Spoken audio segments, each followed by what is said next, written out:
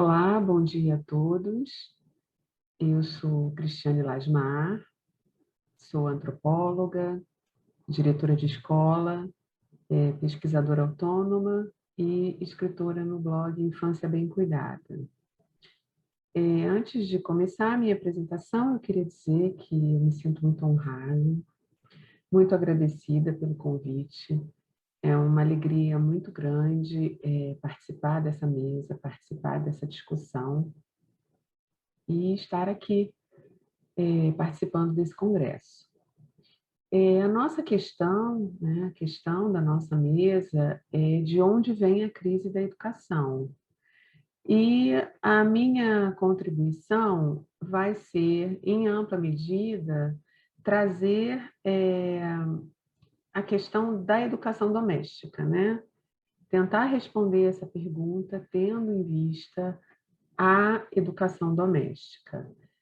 O meu trabalho, né, todas as minhas pesquisas, as coisas que eu escrevo, elas estão relacionadas com o tema da educação doméstica. O meu foco principal é tentar entender quais são os processos que ocorrem na infância e impactam a formação da pessoa como um todo, né? Da pessoa, da criança, né, no adulto que ela vai se tornar. Então, é nesse sentido que vai a minha contribuição aqui. Por que os adultos, hoje em dia, têm tanta dificuldade em educar? Essa é a questão que vai ser o fio condutor da minha fala, né? Eu acho que não é necessário demonstrar, né, essa afirmação que está embutida na pergunta, né? Eu acho que todas as pessoas têm oportunidade, mesmo que não tenham filhos, de perceber que hoje existe uma dificuldade muito grande dos pais em assumir a educação de seus filhos, em tomar as rédeas da educação de seus filhos, né? Acho que isso é um fato notório para todo mundo. Então, eu não vou me estender aqui nas explicações, nas demonstrações.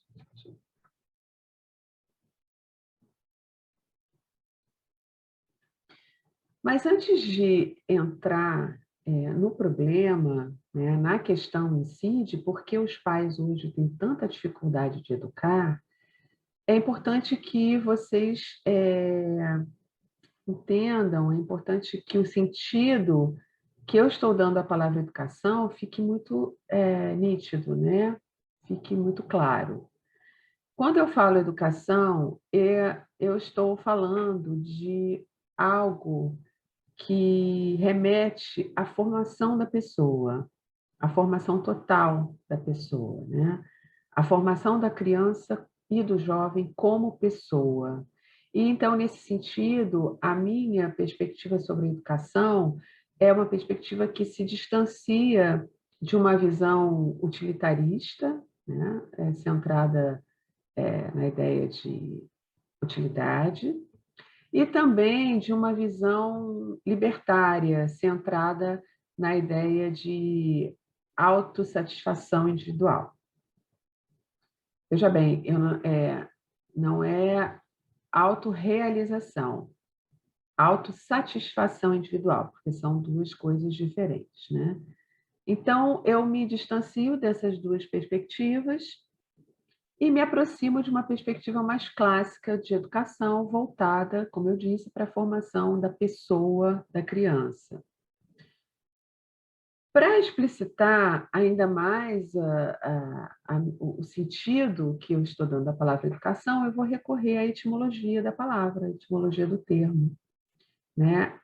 Educação vem do latim ex ducere, em que ex significa fora e ducere significa conduzir, né? Tem o sentido de conduzir. Então, educar uma criança seria, em ampla medida, conduzir essa criança para fora. E o que seria esse fora, né? Esse fora já o significado desse fora já é, em ampla medida, uma matéria de interpretação, e eu vou dar a minha, né? A gente poderia entender esse fora em duas vertentes que se interrelacionam, mas que são separadas, né? Que são diferentes. A primeira vertente é a vertente do conhecimento do mundo, né? Então, conduzir a criança para fora é, poderia ser entendido como mostrar o mundo à criança, né? Mostrar à criança o mundo no qual ela vai transitar, do qual ela vai fazer parte, ela já faz em ampla medida, mas não de maneira tão ativa como no futuro, né? Mas é um mundo que ela desconhece completamente. Então, ela precisa ser conduzida no conhecimento do mundo. Ela precisa ser levada a olhar para a realidade, né? Então, o mundo aqui seria a realidade exterior.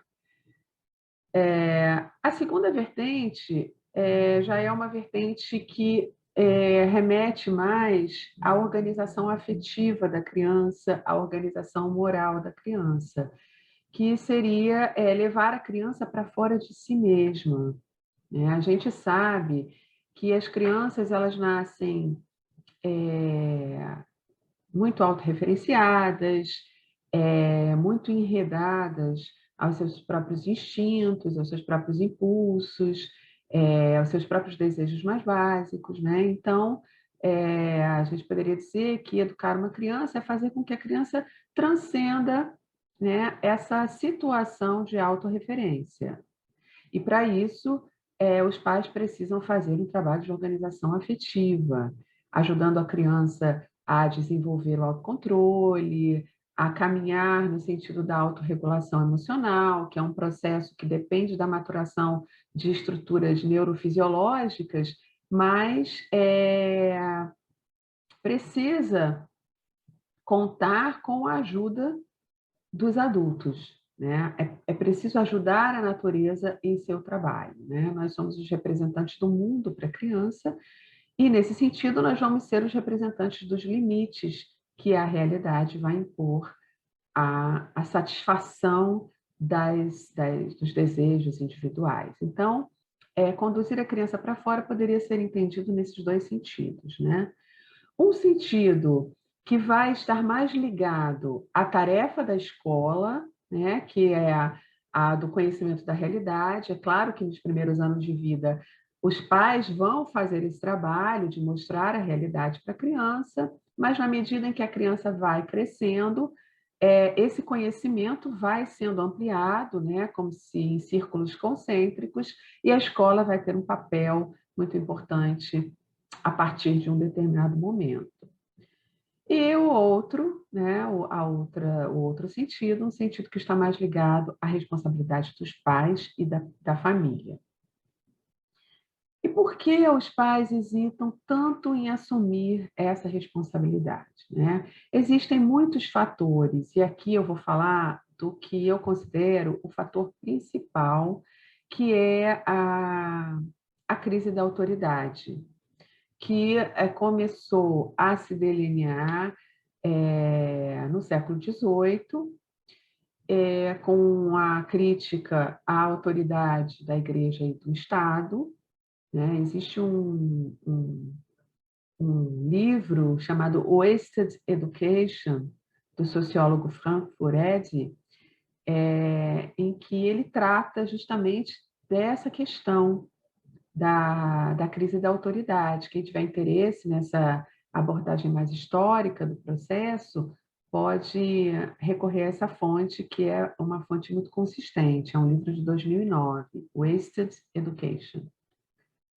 Então, ali, esse autor ele descortina todo esse processo e ele mostra como o processo de questionamento da autoridade tradicional, representada na época pelo Estado e pela Igreja Católica, reverberou um tempo depois, já no século XIX, numa crise da autoridade educacional.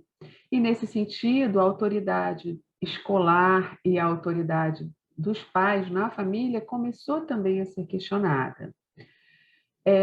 Algumas pessoas levaram adiante, né, esse projeto de crítica e escreveram e propuseram uma reflexão que hoje a gente pode ver muito representada pela pedagogia progressista, né?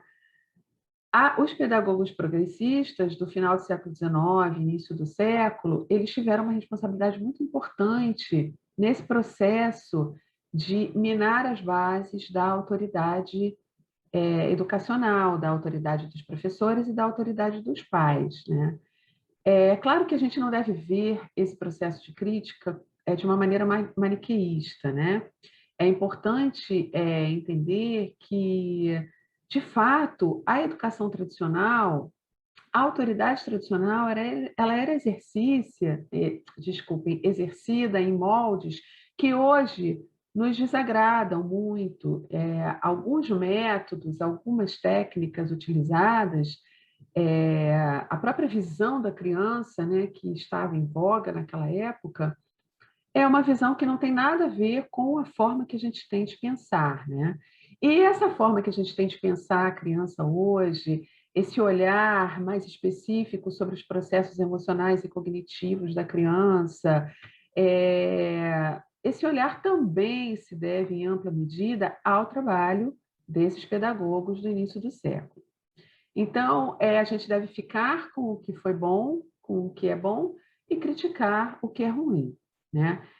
O problema é que o que eles fizeram foi jogar o bebê fora junto com a água do banho, né? Ao invés de propor um modelo que reconstituísse a autoridade educacional em novas bases, em bases que fossem pautadas pelo respeito à individualidade da criança e pela dignidade da criança como pessoa humana, eles simplesmente desconstruíram a autoridade e não puseram nada no lugar. Nós sabemos que as crianças, elas precisam ser orientadas, elas precisam ser guiadas, né? Em ampla medida, esse processo de orientação, de direção, ele está, a necessidade de que esse processo ocorra está na própria natureza da criança, né? A criança, ela é imatura, ela é um ser altamente dependente, o desconhecimento dela em relação à realidade cria uma insegurança, né, na criança. Então, as crianças, em geral, elas são muito inseguras quando elas se deparam com situações novas, com pessoas diferentes, né? Então, a própria natureza da criança, ela nos mostra que é necessário esse processo de orientação, de condução. Por outro lado, a criança resiste, né? Como nós dissemos, a criança tem uma natureza também, em ampla medida, autorreferenciada, né? Então, ela deixada por si só, ela vai ficar enredada pelos seus próprios impulsos, pelos seus próprios desejos imediatos, né? Pelos seus próprios limites. Então, conduzir uma criança, orientar uma criança, exercer a autoridade parental é um serviço que a gente presta à criança. Essa autoridade parental, ela deve ser exercida, como eu disse, respeitando a individualidade da criança, e para isso é preciso que os pais conheçam seus filhos, né? E conduzindo a criança de modo que ela possa desenvolver os seus melhores talentos, que ela possa desenvolver suas melhores inclinações e consiga controlar as suas más inclinações. Enfim, de modo que o temperamento da criança, a individualidade inicial da criança, seja usado como um trampolim e não como um obstáculo, né? que era o que fazia a educação tradicional. Tratava a individualidade como um obstáculo, forçava a natureza da criança e não respeitava, né, aquilo que a criança tinha, os seus traços individuais, aquilo que ela tinha, que já nascia com ela, né? Então, esse é o outro modelo que a gente quer, mas a gente precisa ter firmeza desse propósito, a gente precisa ter clareza sobre a importância da nossa tarefa e, sobretudo, a gente precisa estar ciente de que os nossos filhos não vão se educar sozinhos, os nossos filhos não vão se formar sozinhos. Eles precisam de referências, eles precisam de modelos, e se nós não representarmos um modelo para os nossos filhos, se nós não formos essas referências, as crianças vão buscar outras referências fora da família. Alguém vai fazer esse papel, né? Então, se nós nos eximimos dessa tarefa, alguém vai realizar essa tarefa por nós. Pessoas que não possuem pela criança um amor incondicional, como os pais, né? Pessoas que não possuem o mesmo compromisso, né? A assimetria entre adulto e criança, né? A assimetria que coloca os adultos numa posição de quem conhece mais, de quem conhece mais o mundo, de quem deve ensinar, né? De quem representa a realidade da criança, ela não é sempre questionada, né? Então, o problema não é exatamente o dos adultos perceberem que eles estão, em relação à criança, numa posição assimétrica. Essa assimetria, por exemplo, ela não é questionada quando o que está em jogo são as aprendizagens que dizem respeito à segurança física, ao desenvolvimento físico da criança, né? Ninguém questiona, por exemplo, que uma criança não possa pegar um objeto cortante enquanto ela não tiver sido ensinada pelos adultos sobre como manuseá-lo. Ninguém questiona que uma criança deve usar cinto de segurança quando está numa autoestrada, né? Isso não é questionado quando o que está em jogo é a segurança física da criança. Nada disso é questionado. Então, as pessoas têm uma noção de que os adultos sabem mais. Agora, quando a gente entra no terreno do desenvolvimento do caráter, do desenvolvimento afetivo, aí essa assimetria é colocada em xeque. E isso acontece muito porque os próprios adultos hoje não têm uma noção clara de quais são os seus princípios, de quais são os seus valores, né? Eles estão enredados numa cultura de relativismo moral que impede que eles tenham convicções a respeito do que eles acham certo, do que eles acham errado, do que eles acham justo, do que eles não acham injusto, do que eles acham verdadeiro, do que eles acham falso. Essa cultura de relativismo moral também é um fator que responde muito pela crise da educação. Como educar se eu não tenho clareza a respeito de onde eu devo chegar, de onde a criança deve chegar, de qual é o caminho correto, de qual é o caminho certo, né? Então, isso tudo está na base da crise da educação doméstica. Agora, existem antídotos a isso, né? Um dos antídotos foi o que eu acabei de mencionar, que é essa consciência, essa ideia de que deve estar sempre na cabeça dos pais, de que se nós não fizermos, alguém vai fazer. Então, que seja pelo menos a nossa verdade parcial, os nossos valores, mesmo que eles sejam inseguros, mesmo que eles sejam provisórios, mas que sejamos nós e não algum aventureiro, né? Então, esse é o primeiro antídoto. O segundo antídoto é a percepção da importância do vínculo de apego da criança com os pais, né? A teoria do apego, que foi desenvolvida por John Bowlby e cujo primeiro volume foi publicado em 1969, a obra se chama Attachment and Loss. Então, a teoria do apego nos ensinou já que, ao ter as suas necessidades de proteção e cuidado satisfeitas, a criança se volta para o adulto como uma referência. E, a partir daí, se forma um vínculo que o Bowlby chamou de vínculo de apego, que predispõe a criança à obediência. Predispõe, né? Não significa que todas as crianças que têm um vínculo de apego consolidado, elas vão ser crianças absolutamente obedientes, inclusive porque cada criança é uma criança e cada uma tem o seu temperamento. Mas esse vínculo, ele já é meio caminho andado, porque a criança, ela, ao se sentir cuidada e protegida, ela percebe os pais como figuras protetoras, como figuras de referência.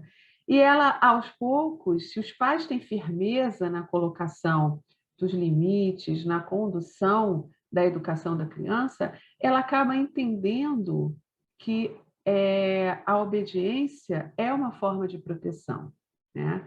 Então, essa consciência sobre a importância do vínculo de apego é muito importante também, é muito relevante para que os pais possam estar mais seguros na condução da sua tarefa. Na verdade, o que a gente está falando aqui de cuidado, de presença, de dedicação, né? de um olhar cuidadoso sobre a criança. Isso só se faz com presença, com dedicação e com uma certa dose de altruísmo e de abnegação, né? De sacrifício. Talvez essa também seja um outro fator que responde pela crise educacional na família, que é a incapacidade dos pais de abrirem mão também, né, de algumas coisas para se dedicar à criação de seus filhos. Mas esse é um fator que a gente não vai poder esmiuçar aqui, por conta do tempo dessa apresentação, mas também é. Então, o relativismo moral, a incapacidade dos pais hoje de abrirem mão em função da criação dos filhos, e, sobretudo, a ideologia progressista que fez a crítica da autoridade tradicional sem colocar nada no lugar, né? E criando toda uma situação em que as crianças são abandonadas, né, à sua própria sorte, e que esse abandono é interpretado, mal interpretado, erroneamente, como uma emancipação, né? Como se nós estivéssemos dando liberdade às crianças, deixando que elas escolham o seu próprio caminho, deixando que elas façam as suas próprias escolhas, quando, na verdade, uma criança pequena não pode ter critérios, né, ainda. É preciso que todo o processo de orientação moral, de orientação da afetividade seja conduzido para que ela forme seus próprios critérios e um dia consiga, de fato, fazer certas escolhas. Mas essas escolhas vão ser escolhas da vida adulta, né? A base da construção do caráter, a base do discernimento moral deve acontecer na família enquanto a criança é criança, né? Enquanto nossos filhos são crianças, enquanto eles são adolescentes. Mas hoje em dia fala-se muito em antecipação, as crianças elas são liberadas para fazer suas próprias escolhas, para traçar seus próprios projetos de vida. Isso parece muito lindo, quando, na verdade, isso é nada mais, nada menos do que abandonar a criança à sua própria sorte, expor as crianças a modelos e referências que estão fora da família e que nem sempre são modelos e referências que partem de pessoas que têm realmente a intenção de fazer o melhor pela criança, né? Então, essas são as minhas ideias principais, as minhas ideias gerais, e eu espero que a gente tenha a oportunidade depois de aprofundar essas questões e essa discussão. Obrigada pela atenção de vocês e até a próxima.